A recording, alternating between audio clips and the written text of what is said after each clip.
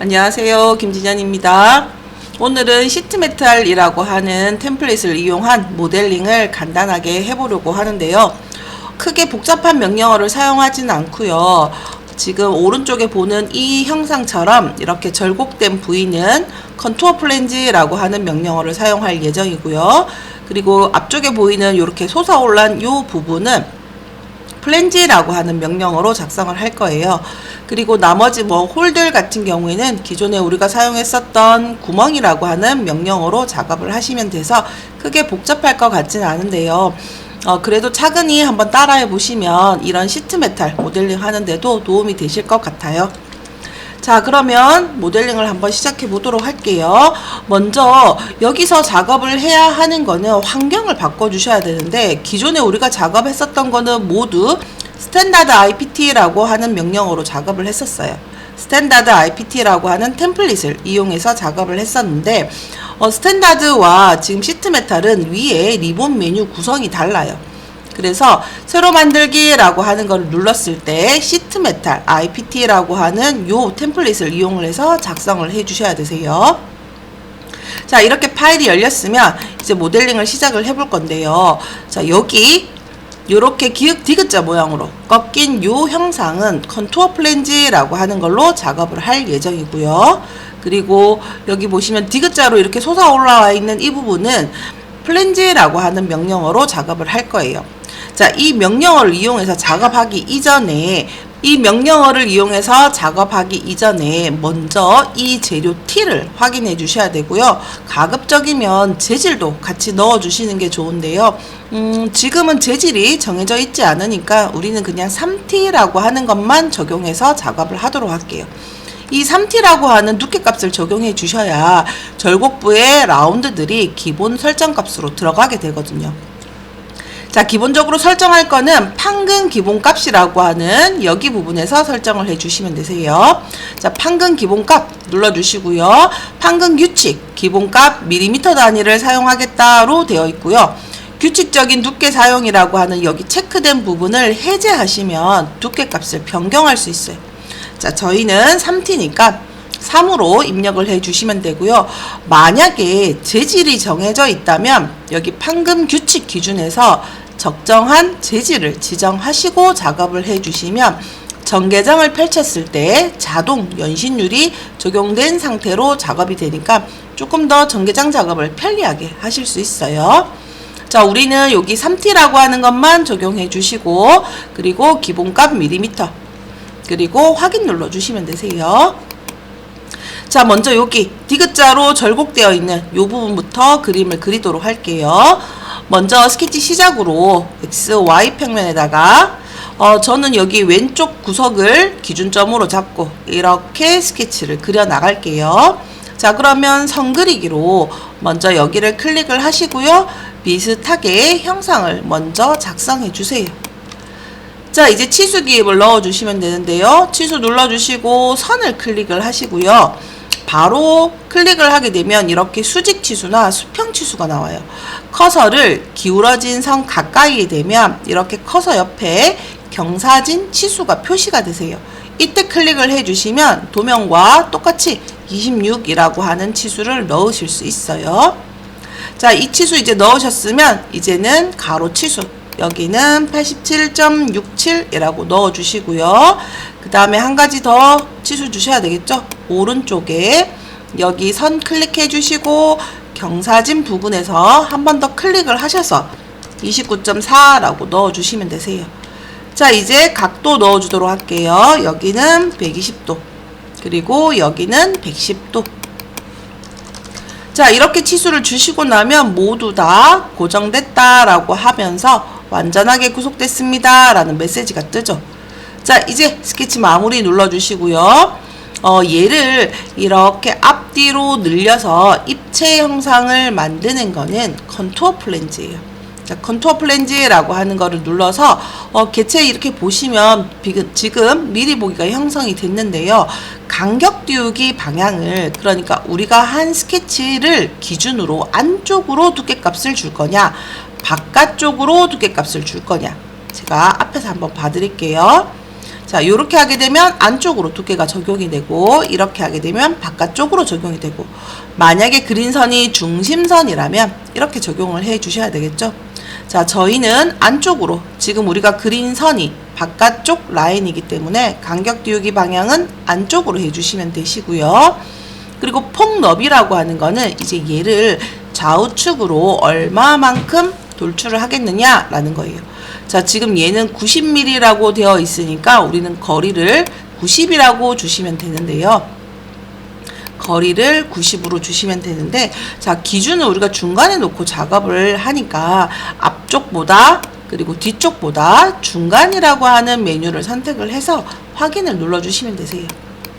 자, 그러면 이제 디귿자 모양으로 꺾인 절곡 부위의 형상은 완성이 됐고요. 이제 여기 하단 부분을 그려볼게요. 먼저 바닥 부분, 기준이 되는 요거 부분만 작성을 하고, 나머지 꺾인 형상은 플랜지라고 하는 명령어로 이렇게 절곡으로 만들어 보도록 할게요. 자, 그러면 먼저 이 위에 있는, 우리 이 형상을 그렸으니까 이 위에 있는 형상을 기준으로 해서 바닥을 그릴 수 있는 작업 평면을 먼저 하나 만드셔야 돼요. 자, 그러면 평면 눌러주시고 윗면을 눌러서 끌어내리면 되겠죠.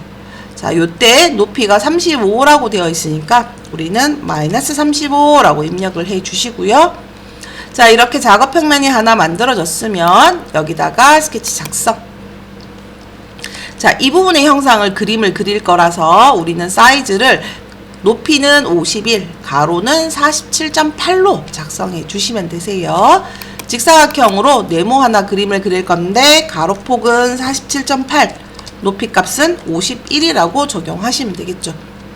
자, 이제 위치를 맞춰 주셔야 되는데, 제일 외곽에서부터 제품까지의 거리가 57.5예요. 그러면 치수기입으로 제일 외곽에서 제품까지 클릭을 하셔서 57.5라고 적용을 해 주시고, 얘의 높이 값을 정해 주셔야 되는데, 우리가 좀 전에 얘를 컨투어 플랜지로 작성을 할 때 기준선을 중심으로 양쪽으로 형성을 했어요.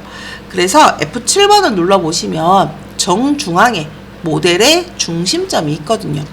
자, 이거 가지고 수평이라고 하는 구속 조건으로 세로선의 중간 지점과 모델의 원점이 수평해라 라고 구속 조건을 주시면 작업은 완성이 되세요. 자, 이제 스케치 마무리를 해 주시고, 그 다음에 얘에다가도 두께값을 적용해 주셔야 되니까 우리 모형에서 작업했을 때 돌출과 같아요. 이 면이라고 하는 거를 눌러 주시게 되면 판금 기본값에서 설정했었던 이 3t만큼 이 면적이 돌출되는 형상으로 작성이 되세요. 자, 그러면 면 한번 눌러 주시고요. 재료 t를 위로 적용을 할 거냐 아래 t로 적용할 거냐 지정하시고요. 저희는 위로 해야 되겠죠. 위로 지정해 주시고 확인 눌러 주시면 되세요. 자, 그럼 이제 이렇게 바닥 평면이 만들어졌어요. 이제 이렇게 디귿자로 접어 올리는 형상을 만들어 볼 건데요. 지금 치수를 보시면 여기 바닥에서부터 중심까지 거리가 18mm이고요. 그리고 여기 코너 부분의 라운드가 12예요. 자, 그렇단 얘기는 요거 길이가 18mm, 얘가 12mm 합쳐서 우리는 총 30mm를 작업해 주시면 되겠죠. 자, 이제 플랜지라고 하는 명령어를 눌러주시고요. 뒤쪽 모서리와 앞쪽 모서리를 찍어주시고 두께값을 30mm라고 주시면 되는데요. 여기가 두께값이에요. 자, 그런데 여기를 정면에서 이렇게 보시면 우리가 바닥의 라운드를 지금 여기서부터 여기까지 거리를 51로 줬어요. 자, 그런데 절곡부가 이렇게 형성이 되면 사이즈가 모자라게 되잖아요. 그래서 옵션을 바꿔 주셔야 되는데, 이때 보시면 얘를 안쪽으로 기준해서 작성할 거냐 바깥쪽으로 기준해서 작성할 거냐 눌러 보시면 절곡부의 기준이 달라지죠. 자, 얘는 바깥쪽 라인이 절곡선에 오도록 되어 있는 거고, 얘 같은 경우에는 안쪽 선이 여기 절곡부 선에 오는 걸로, 요렇게 일직선이 되는 걸로 맞춰지는 거예요. 자, 그리고 우리는 지금 라운드가 여기서부터 시작이 돼야 되죠.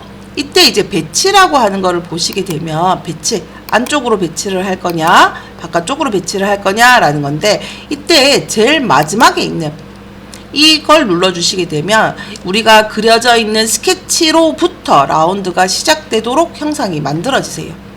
자, 요렇게 작성을 해 주시면 되고요. 그리고 길이를 적용을 할 때도요. 바닥면에서부터 길이를 적용을 할 거냐, 직선부의 길이를 적용을 할 거냐, 혹은 절곡된 윗면 여기서부터 거리를 적용할 거냐, 요렇게 바뀌는 거예요.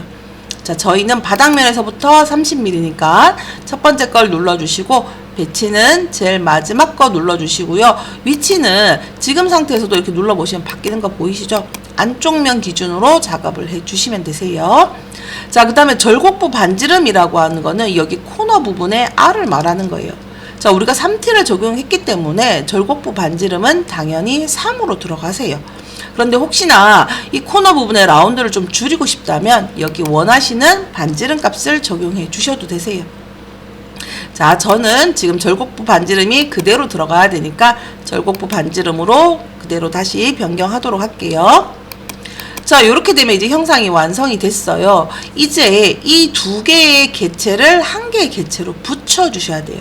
그때 사용하는 메뉴가 절곡부라고 하는 메뉴예요. 자, 이 절곡부를 눌러주시고 모서리와 모서리, 붙일 두 개의 모서리를 찍어 주시게 되면 이렇게 형상이 자동으로 생성이 되세요. 자, 지금 옵션이 두 가지가 있는데요. 개체를 정렬해서 확장을 하겠느냐, 아니면 개체 그대로 직각으로 연장을 하겠느냐 라고 되어 있는데요. 직각으로 연장을 하게 되면 기존의 형태는 틀어지지 않고 붙어야 하는 이 모서리들만 확장돼서 적용이 되시는 거고, 얘 같은 경우에는 이 모서리도 같이 확장이 돼서 모양이 조금 바뀌게 되세요. 그래서 우리는 이걸로 작성을 해 주시면 되세요. 제가 조금 보여드리면, 얘로 작성을 하게 되면 지금 여기 있는 파란색 라인이 이렇게 확장되세요. 그래서 우리가 지금 사용할 메뉴는 얘가 아니라 이걸로 지정해 주시고 확인 눌러 주셔야 되세요. 자, 그러면 이제 여기 부분을 잘라내시면 되겠죠. 자, 여기 모양이 이렇게 생겼잖아요. 자, 그럼 여기다가 스케치를 해 주시면 되는데요. 면을 눌러 주시고 스케치 작성. 자, 여기서 선으로 먼저 작성을 할게요. 스타트 지점은 라운드가 끝나는 지점이에요. 그래서 여기 끝점에 일치시켜 주시고 먼저 이렇게 기울어진 선을 하나 작성하시고요. 그런 다음에 커서를 끝 지점에다가 갖다 대고 꾹 눌러서 이렇게 홀을 작성해 주시면 되죠. 자, 이제 치수 기입을 주도록 할게요. 여기 코너에 라운드가 12로 되어 있죠. 그러면 여기 치수 기입으로 12라고 치수를 넣어 주시면 되는데요. 벌써 얘는 우리가 어디까지 그림을 그려야 되는지 위치가 결정되어 있어서 치수 기입으로 주셔도 되고요. 이렇게 접선이다 라고 하는 구속 조건으로 이 두 개가 접해라 라고 주시고요. 여기도 두 개의 개체가 접하라 라고 주시면 되세요.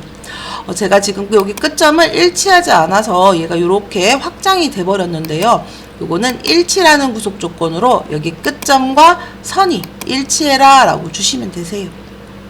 자, 이제 마무리로 여기다가 치수 기입으로 12라고 하는 거 주시면 완전하게 구속이 되세요. 자, 여기서 그냥 스케치 마무리 하시고 요거를 잘라내는 명령어는 잘라내기라고 하는 건데요. 이 잘라내기는 닫힌 프로파일이어야지만 여기 형상이 작성이 되세요. 자, 그래서 요럴 경우에는 우리 위에 메뉴에 보시면 3D 모형이라고 해서 우리가 스탠다드 IPT라고 하는 템플릿 이용해서 그림 그렸을 때 메뉴들도 그대로 다 여기 있거든요. 자, 여기에서 돌출이라고 하는 메뉴를 이용해서 스케치 선을 찍어 주시게 되시면, 스케치 선을 찍으면 지금 얘는 이렇게 나오는데요. 왜 그러냐면 지금 우리가 이 개체를 그림을 그리면서 바깥쪽 라인들이 자동으로 형상 투영이 돼버렸어요. 그래서 이 모든 라인들을 인식을 하기 때문에 선이 교차됐다라고 하는 이런 메시지가 뜨는 거거든요. 그래서 요거는 스케치 편집에 들어가셔가지고요. 앞에 스케치를 더블 클릭해서 스케치 편집에 들어가서 우리가 사용할 선 외에 나머지 개체들은 모두 다 구성선으로 변경해 주시면 되세요. 자, 이제 스케치 마무리 눌러주시고 다시 한 번 더 돌출 스케치 선을 찍어 주시고요. 위쪽 부분의 영역을 지정해 주시고요. 그리고 우리는 반대 방향으로 작업을 할 거고 전체 빼기로 작성을 하겠다. 요렇게 해주시면 스케치가 그려진 부분만 절단돼서 얘가 요렇게 날아가게 돼요. 자, 그러면 이제 이것도 작성이 다 되셨죠. 이제 마무리 작업으로 코너 부분에 라운드 집어 넣어 주고요. 여기, 여기, 여기 이렇게 넣어 주시고요. 그리고 구멍 작업해 주시면 완성이세요. 자, 이제 요거는 판금으로 다시 돌아와서 목깎기라고 하는 모서리 라운드 명령어를 이용을 해서요. 여기 뒷부분에 두 군데 찍어 주시고요. 그리고 앞쪽 여기도 두 군데 찍어 주시고요. 반대쪽도 찍어 주시고 반지름 값을 3이라고 적용해 주시고 확인 눌러 주시면 되시죠. 자, 이제 구멍 작업하시면 되세요. 측면에 있는 홀 같은 경우에는 구멍이라고 하는 메뉴로 구멍이 시작되는 면 위치를 참조할 모서리 찍어 주시고요. 그리고 전체라고 해주시면 뒤쪽 면까지 같이 관통이 되세요. 자, 이 부분의 구멍의 사이즈는 10이니까 우리도 여기다가 10파이라고 적용하시고 확인 눌러주시면 되죠. 자, 그 다음에 이제 바닥에 이 구멍 4가지를 뚫어 주셔야 되는데 바닥에 구멍 위치 보시면 40에 25예요.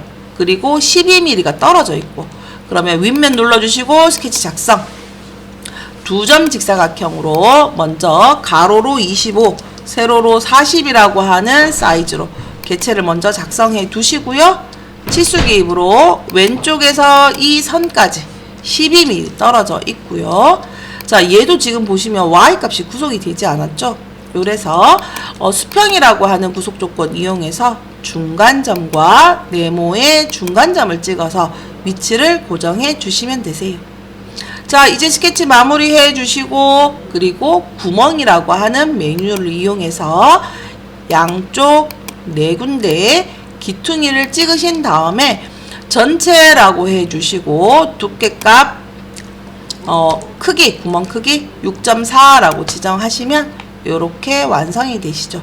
자, 작업이 다 끝났으면 이런 작업 플랜 같은 경우에는 반드시 가시성을 꺼서 숨김 처리를 해 주시면 되세요.